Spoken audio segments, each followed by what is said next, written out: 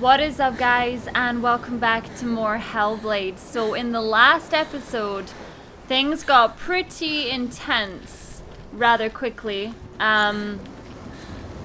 Nearly had me in tears. Nearly, but not quite.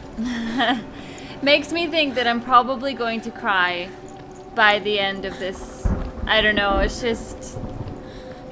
It's one of those games that I'm so invested in emotionally.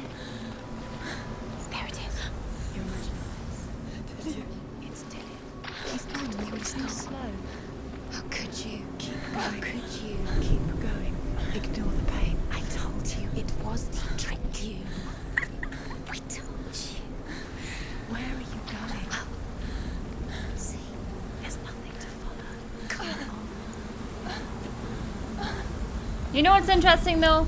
I haven't died since I got burnt alive. It's such a weird sentence. But the black on my arm has now passed my elbow. Before she and I didn't do that. She was not in a good place.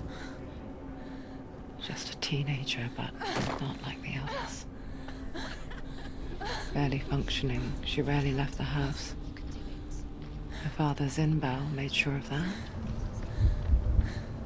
Only occasionally did she venture out on her own, collecting firewood and herbs. Errands out in the Orkney Plains. That was her world. Like this one. Barren and lonely. How can I be lonely? Have you seen how many voices I have in my head? I'm certainly not lonely. What way am I supposed to go? Kind of felt like it just got brighter just then. I think that's me going back in a circle. Doing a full circle. It's funny, people have said to me that they thought this game was really short, but I don't actually think it's that short at all. Are you kidding me?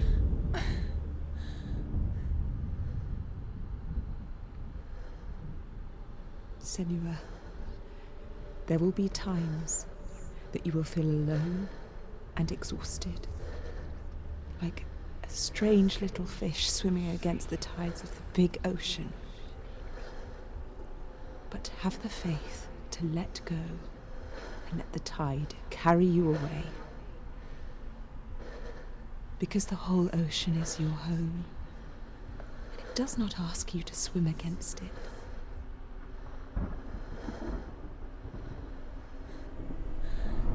But I'm not a fish.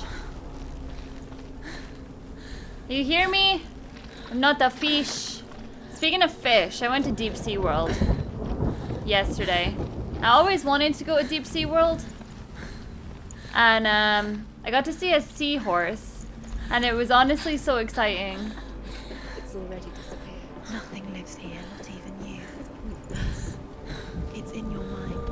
You think you can see it, but it's in your mind. There he was.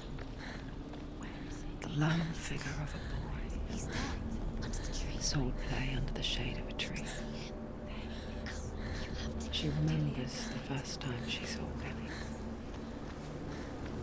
To her young eyes, he moved as if dancing. And the world danced with him. The gloom lifted. For the first time in years, she felt a ray of hope.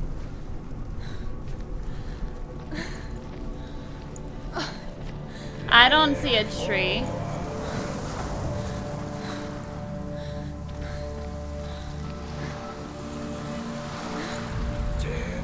The Northmen tell of a great hero. His name is Sigmund. His father's hall was built around a great tree, and one day Odin comes and thrusts a sword into the tree, a gift to whomever can release it. Many try, but the sword comes out in Sigmund's touch. His brother-in-law, King Sigurd, wants him, but Sigmund refuses him, so King Sigurd plots revenge. He invites Sigmund and his brothers to a feast. When they arrive,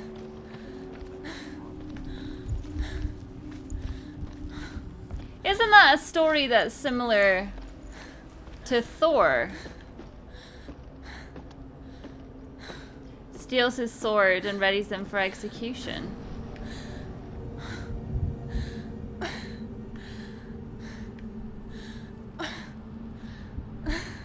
What's going on? That was weird. It's like, I actually couldn't move. Just then, I was completely stuck. Death for Sigmund and his brothers seems certain. But the king's wife is Sigmund's sister, and she begs for mercy and implores the king to chain them up instead. He agrees. Not for mercy, though, but because he plans an even more cruel and lingering death. Chained to a tree in the forest that night, a she-wolf comes and devours one of Sigmund's brothers. She returns, ravens, night after night, until only Sigmund is left. The next day, Sigmund's sister sends a serpent with honey to smear on Sigmund's face. But to what end? Well, that night, when the she-wolf appears again, you'll never guess what happens.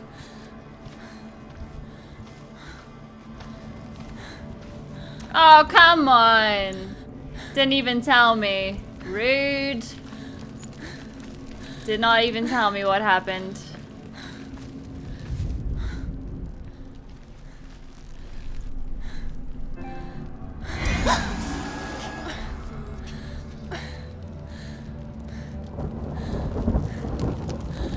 What the heck?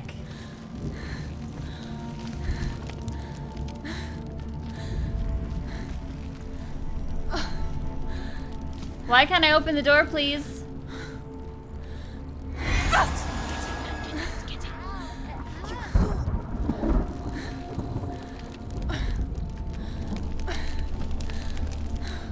Stupid door. Fine, I didn't want to go in that way anyway. Whatever. I'm just gonna go jump off the cliff. So I can... If I can't go in there... That's a different path up, isn't it? Is it? No, that's the path I just came up.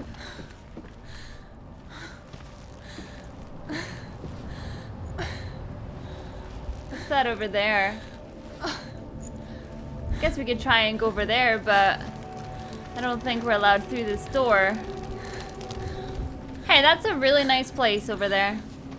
Look at the size of these boats. That's crazy. I mean, obviously boats are big. It's pretty standard. But, yeah, that's a nice Viking-style boat.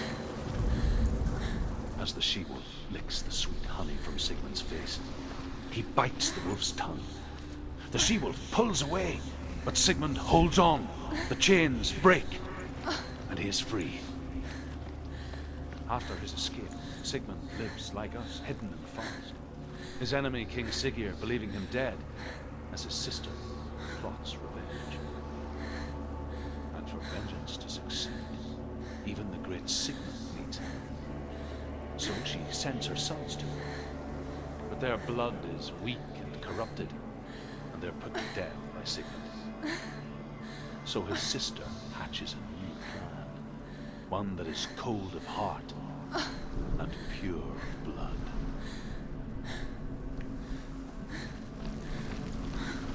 So I wonder if I'm just supposed to be finding all these little information things, or if I just really cannot go through that door just yet. Okay, so that's that way. I cannot stand the noise it makes when you're running through the water. I absolutely hate the noise it makes, and I don't know why. It just triggers me. So that's going back that way. Okay. I want to know about this story. Funny that I had to go up to the top one to get parts of the story, and then I've come back down and round, and then I'm getting the rest of the story. Yeah, there's just something about the quality of the walking through the water. It just sounds really lame to me. Day after day, watching from afar, she mimicked him, perfecting her own secret dance, wishing those fleeting moments of light would stretch out to last forever.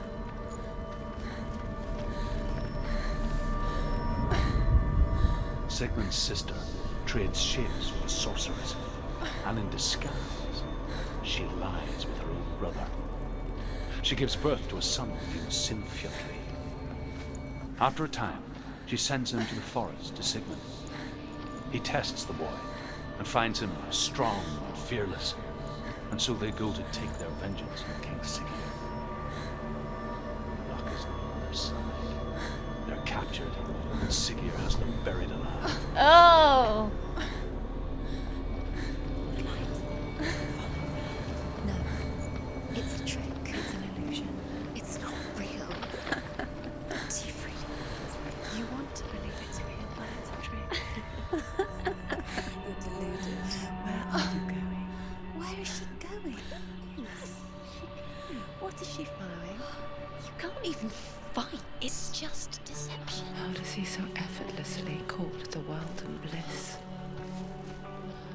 If only she could do the same.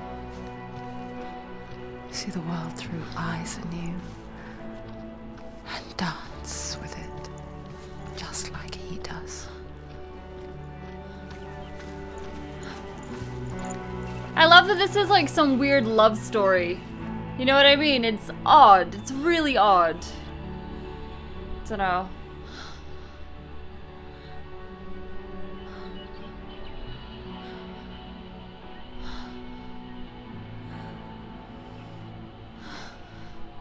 What's your name? Senua. I haven't seen you before. I don't leave home much.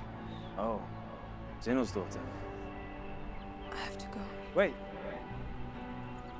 Who taught you to fight like that? No one. No one. Well, I watched you, and You learnt all of that from watching me? You should become a warrior, you know. me? I'm Dillian. I'm here for the warrior trials. Just come and watch. And bring your sword. You can't put it into words. That moment when you look into the eyes of the one who is supposed to reassure you, make you feel safe. It only takes an instant. Fear swallows you before you have a chance to make sense of it. And darkness becomes a part of who you are.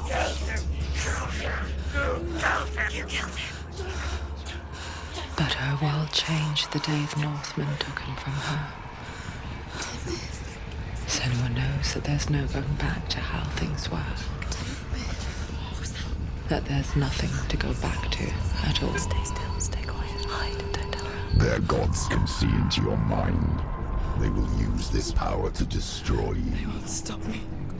I can still feel it. Whatever's left of him, they will never let him go. I'm not gonna let him rot here. You're the one rotting here. Leave me alone. You will die here, No. and all your suffering will have been for nothing.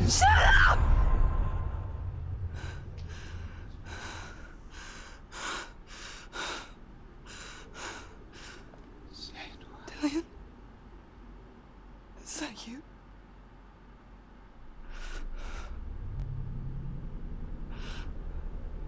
I'll find you, man. I promise.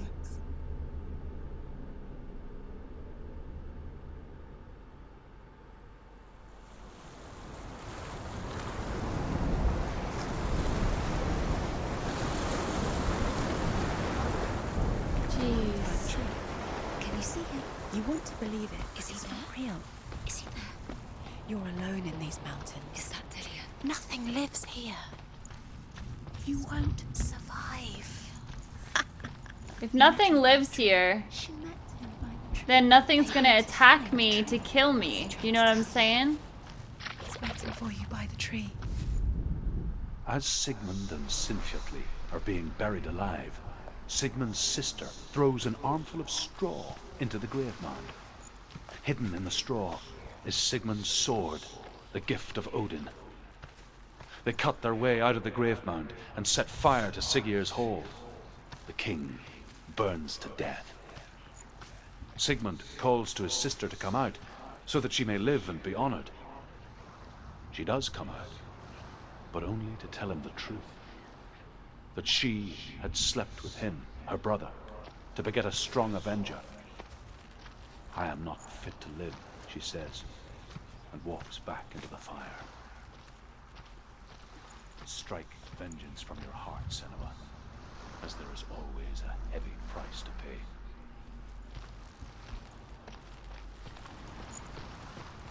I'm really not twigging as to who they're actually talking about with these stories. And here is the end of Sigmund's story. He was a fierce and great warrior who fought many battles. But one day, an old man came onto the battlefield. Although shadowed by a hood, Sigmund saw that he only had one eye. The man raised his spear, and Sigmund struck at it with his sword, but the sword shattered into pieces. Sigmund then knew that this was Odin, and thus that victory could not be his. He bowed his head and accepted his end. Dying, he tells his wife that she is with child, and that her son will one day make a great weapon out of the fragments of his sword. The sword named Gram.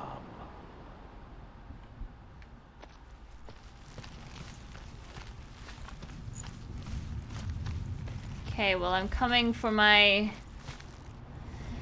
man, who I know is not gonna be here. Okay, what's this?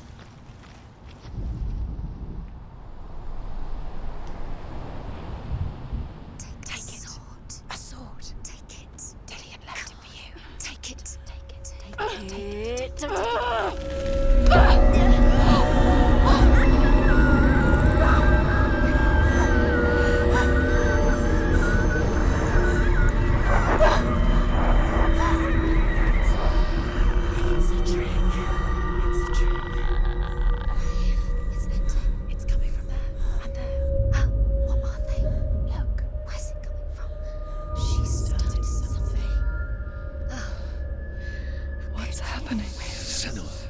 Imagine a sword that can slay gods.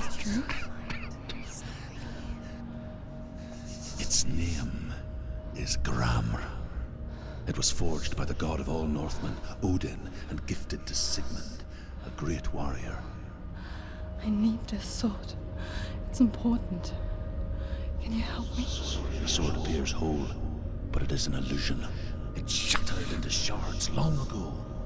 It is said a great warrior can reforge Gramr by answering the trials of Odin, one for each shard.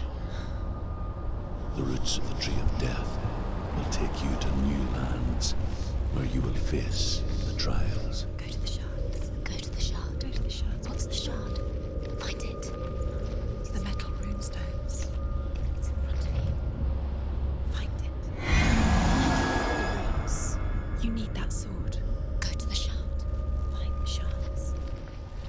Right, so I need to go to these things down here. Why do I feel like every single one's gonna be a big boss fight, though? Where is it? Find it. There it is. Focus. There's the shard. Focus. Focus. Use your eyes. Look. Get closer. What can you see? A king in the north forced the dwarves to make a sword that would never fail and never rust, and that would slice through iron and stone and bring victory to its bearer. But the angry dwarves cursed it. It would be the death of a man every time it was drawn. And it would be the death of the king. Let me tell you about the sword Tyrving.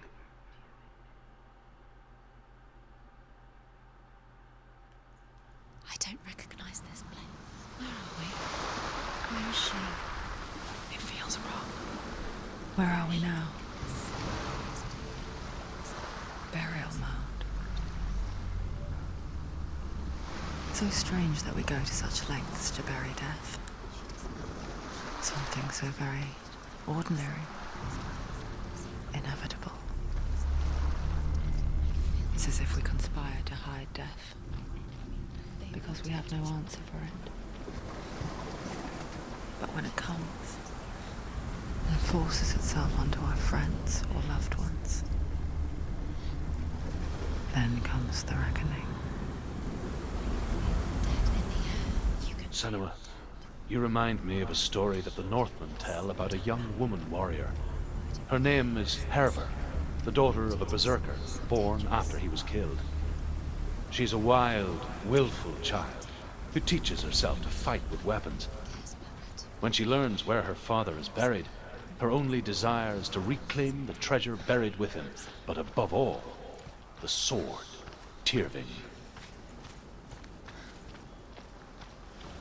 That's pretty messed up that she only wanted to claim the treasure that was buried with her father. Not that she cared about him anymore. Ugh. That's messed up. So I wonder if we're gonna have any more faces in the rocks. I guess if I look hard enough, I'm sure I'll find the faces in the rocks. Uh-oh. Why are you saving? I don't even have a weapon, so I don't see how I'm ever gonna fight again. Go in. You have to go in. Take the torch. Well, obviously I'm gonna take a torch. This will help you. Careful. You have to be able to see. Oh, God. Who's there? Oh my God. Does it have to be so dark? Dillian, I'm here. I'm here for the trials. Like when we first met, remember? Hey, Dillian. Yes, there he is. Dillian, there he is. Finally. You found him. What's wrong? What happened? Can you hear me? Just wait there. I'll find you. Dillian. Why did you not open the door, Dildil? Use everything you have and find him. Get him back. Can I put this on? How could you lose him? How could she lose him? How could she? I didn't lose him. He, well, you know. What is this? He just got a little bit upset because we had an argument. It was no big deal. Good God, it's so dark in here. Alright, into the darkness we go. Where we go, no one knows. I'll find him. Yeah, I'll find him, you hear? Let's light this. I'm scared. I'm actually genuinely terrified. You don't know what was that. Did you hear that? Nothing. Was that voices? It's the voice of a voice is dead. Not Dillian. Dillian's calling to you. Can you Where is hear he? him? Where is he? He sounds like he's getting further away. Find another way. It's not working. You have to use your mind. Where can you go? You're failing. Find another way. Think. Focus. I don't like the way you guys are talking to me. I can hear him.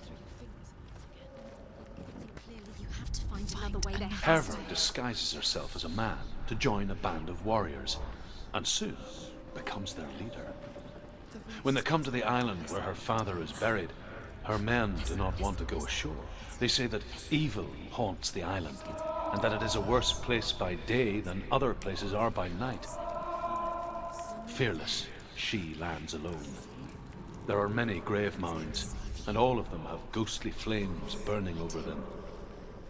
She comes to the grave mound of her father after passing through these ghostly fires, as though they were mist. The flames I passed through were real enough. Damn the Northmen to hell.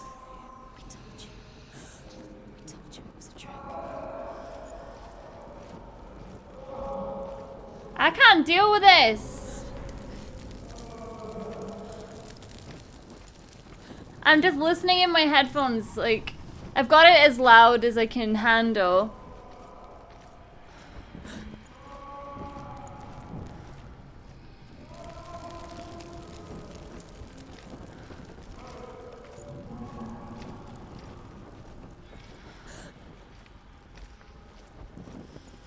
Dill!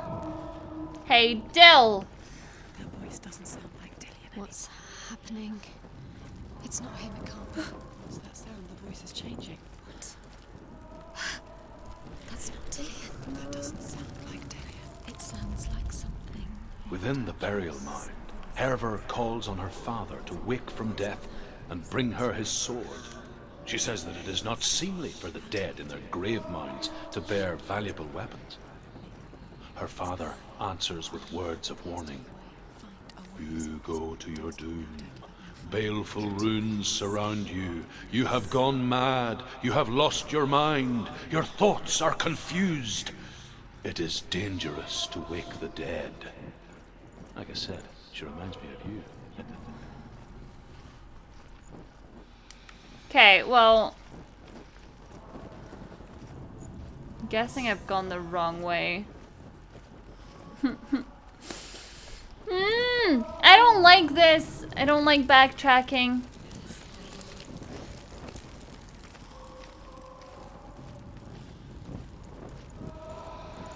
Dylan? You don't recognize it? Don't doubt yourself, you'll never find it. She doesn't recognize it. Yes, you do, you know it. She doesn't. Listen for his voice, listen. Dillian, where Listen are you? for his voice. Dillian.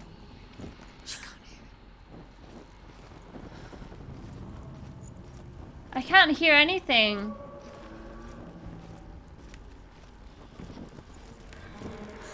Okay.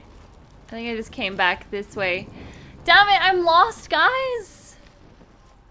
But unfortunately, that's all I got time for in this episode of Hellblade. Thank you so much for watching, and I will see you all in the next episode.